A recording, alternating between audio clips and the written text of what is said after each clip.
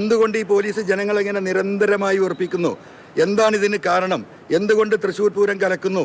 എന്തിന് ബഹുമാനപ്പെട്ട മുഖ്യമന്ത്രി പങ്കെടുത്ത ചടങ്ങിൽ അലങ്കോലപ്പെടുത്തിയവർ അങ്ങനെ അലങ്കോലപ്പെടുത്തിയവർ അക്രമികളാണെന്ന് ബഹുമാനപ്പെട്ട മുഖ്യമന്ത്രി പറയുമ്പോൾ, അത് മുഖ്യമന്ത്രി പറഞ്ഞു കഴിഞ്ഞ ഒരു മണിക്കൂർ കഴിയുമ്പോൾ സഖാക്കൾക്കെതിരെ കേസെടുക്കുന്നു. ഇങ്ങനെ ഒരു വൃത്തികെട്ട പോലീസ് അങ്ങനെ അങ്ങ് ഉണ്ടാകുമോ കേരളത്തിൽ? ആ അന്വേഷണമാണ് ഇന്നിവിടെ എത്തിച്ചിട്ടുള്ളത്. അതുമായി ഞാൻ മുന്നോട്ട് പോകും, അതിൽ യാതൊരു തർക്കവുമില്ല. അല്ല, അത് നിങ്ങൾ പറഞ്ഞോ കീഴടങ്ങ. PV അൻവർ ഈ ദൈവത്തിനെ കീഴടങ്ങുള്ളൂ, പിന്നെ ഈ പാർട്ടിക്ക് കീഴടങ്ങുള്ളൂ. നിങ്ങൾ ആര് വിചാരിച്ചിട്ടും ഈ ലോകത്തെ ജനം മുഴുവൻ ഒത്തൊരുമിച്ച് നിന്നിട്ടും എന്നെ കീഴടക്കാൻ കഴിയുമെന്ന് നിങ്ങൾ വിചാരിക്കണ്ട. അത് നടക്കണ കാര്യമല്ല. അല്ല, നിങ്ങളത് വിചാരിക്കണ്ട, നടക്കൂല. അങ്ങയുടെ നടപടി പൊതുവെ ആളുകൾക്ക് അഭ്യർത്ഥിക്കാവുന്ന തരത്തിലാണ്. കാരണം പാർട്ടി പ്രവർത്തകർക്ക് അങ്ങ് പറഞ്ഞ ലക്ഷക്കണക്കിന് പ്രവർത്തകരുടെ വികാരമാണ് പറഞ്ഞത്. അപ്പോൾ ഇതിന്റെ ഫലം കൂടി ഉണ്ടാകട്ടെ. ഈ പോരാട്ടം വിജയിക്കുക കൂടി വേണ്ട. തുടങ്ങിയിട്ടല്ലേ ഉള്ളൂ. തുടങ്ങുമ്പോൾ വിപ്ലവം ഉണ്ടാവരെങ്ങനെയാ?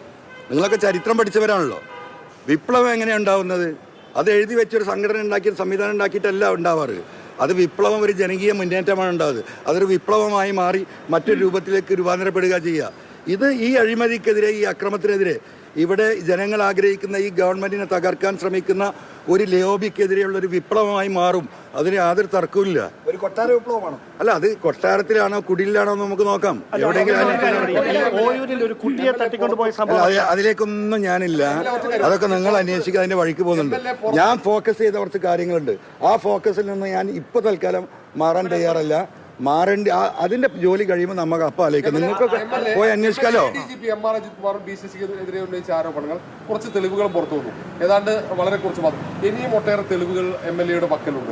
അത് പുറത്തുവിടേണ്ട സാഹചര്യമായോ? കാരണം അന്വേഷണം ഇവരെ നിലനിർത്തിക്കൊണ്ടാണ്. അല്ല, ഇപ്പൊ ഇന്നലെയൊക്കെ നിങ്ങളുടെ ചർച്ചയും ചില ആളുകൾ പറയുന്നതൊക്കെ കേട്ടാൽ MLA അന്വേഷിക്കണം, MLA സാക്ഷികളെ കൊണ്ടുവരണം, MLA തെളിവുകൾ കൊണ്ടുവരണം, MLA വരെ അറസ്റ്റ് ചെയ്യണം, MLA വരെ ജയിലിലാക്കിയിട്ടില്ല, MLA മുങ്ങി. ആഹാ, ഇതല്ലേ?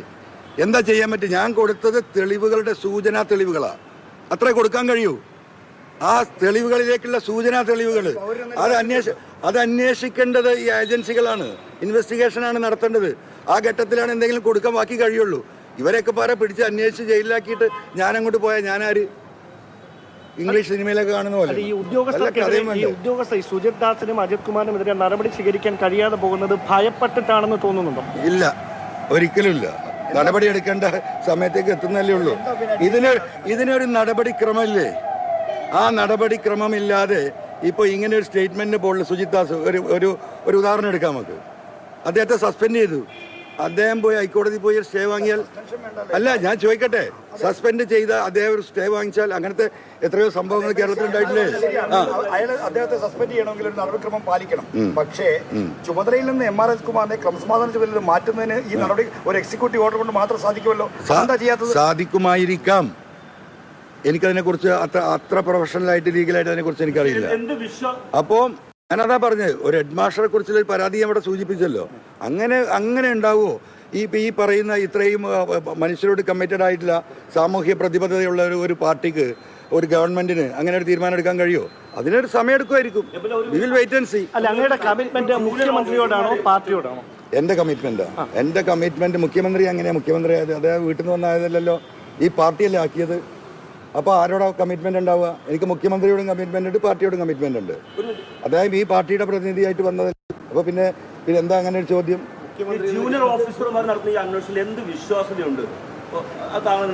അല്ല, അന്വേഷണം തുടങ്ങുന്നല്ലേ ഉള്ളൂ. അതൊക്കെ നമുക്ക് നോക്കാം. ഏത് ജൂനിയർ ഓഫീസർ ഇപ്പൊ ഈ പറയുന്ന കൃത്യമായ സത്യസന്ധമായ എന്താ പറയുക, അവരുടെ ലൈഫ് ഹിസ്റ്ററി ഇല്ല നല്ല ഉദ്യോഗസ്ഥർ കേരളത്തിലെ പോലീസിലുണ്ട്. കേരള പോലീസ് ഇന്ത്യയിലെ നമ്പർ 1 ആണ്. ലോകത്തിലെ പല പോലീസിനോടും കിടപിടിക്കുന്നതാണ്. അത്തരത്തിലുള്ള ഉദ്യോഗസ്ഥന്മാരായിരിക്കണം ഈ കേസ് അന്വേഷിക്കേണ്ടത്. അല്ലെങ്കിൽ ഞാൻ കള്ളനായി പോകും. മനസ്സിലായില്ലേ?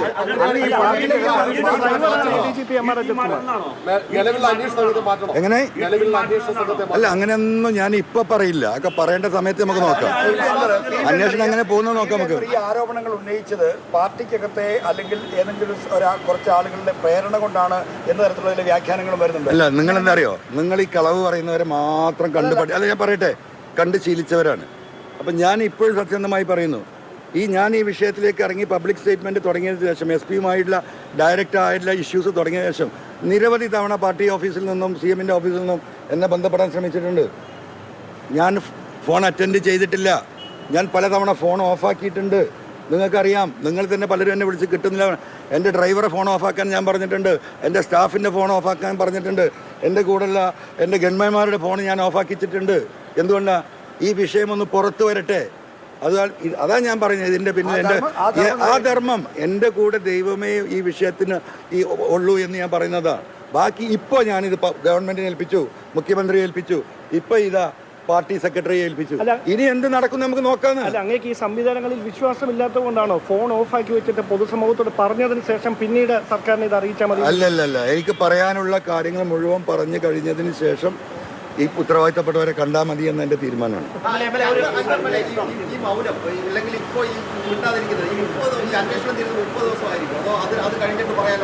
അല്ലല്ല, അതൊക്കെ നമുക്ക് നോക്കാം. അന്വേഷണമൊക്കെ എങ്ങോട്ടാ പോകുന്നത് നമുക്കറിയാലോ. ഞാൻ ഇനി വേറൊരു കാര്യം കൂടി പറഞ്ഞുതരാം. ഞാൻ വേറെ കാര്യം കൂടി പറഞ്ഞുതരാം. ഈ അന്വേഷണം നടക്കുമല്ലോ, അന്വേഷണം എങ്ങോട്ടാണ് പോകുന്നത് നമുക്കറിയാലോ. അപ്പം നമുക്ക് ആ ഘട്ടത്തിൽ നമ്മൾ ഇടപെടും. മനസ്സിലായോ? ഇവരിൽ പലരും ഈ പറയുന്നവന് വിധേയനായിട്ടാണ് അന്വേഷണം നടത്തുന്നതെങ്കിൽ അവരുത്തരം പറയേണ്ടി വരും. ഈ അന്വേഷിക്കുന്നവരുണ്ടല്ലോ, അവരിത് സത്യസന്ധമായി അല്ല അന്വേഷിക്കുന്നത് ബോധ്യപ്പെട്ടാൽ അവരും ഉത്തരം പറയേണ്ടി വരും. അവരെയും ചോദ്യം ചെയ്യപ്പെടും ഈ സമൂഹം. അതിന് മുന്നിൽ ഞാനുണ്ടാകും. അങ്ങനെയാണ് കള്ളത്തരത്തിൽ ഒരുത്തനെ കള്ള അന്വേഷണം നടത്തി രക്ഷപ്പെടുത്തി കളയുന്ന ആരെങ്കിലും ഈ ഇൻവെസ്റ്റിഗേഷൻ ഗ്രൂപ്പിലെ കൂട്ടത്തിൽ തീരുമാനിക്കുന്നുണ്ടെങ്കിൽ അതും പുറത്തു വരും. പബ്ലിക്കായിട്ട് പോയി ചോദിക്കും. ഞാൻ എൻ്റെ അടുത്ത് തർക്കമില്ല. മുന്നണികൾ പറയുന്നത് CBI അന്വേഷണം വേണമെന്നാണ്. അല്ല, പ്രതിപക്ഷം വിട്, നിങ്ങൾ പ്രതിപക്ഷം വിട്.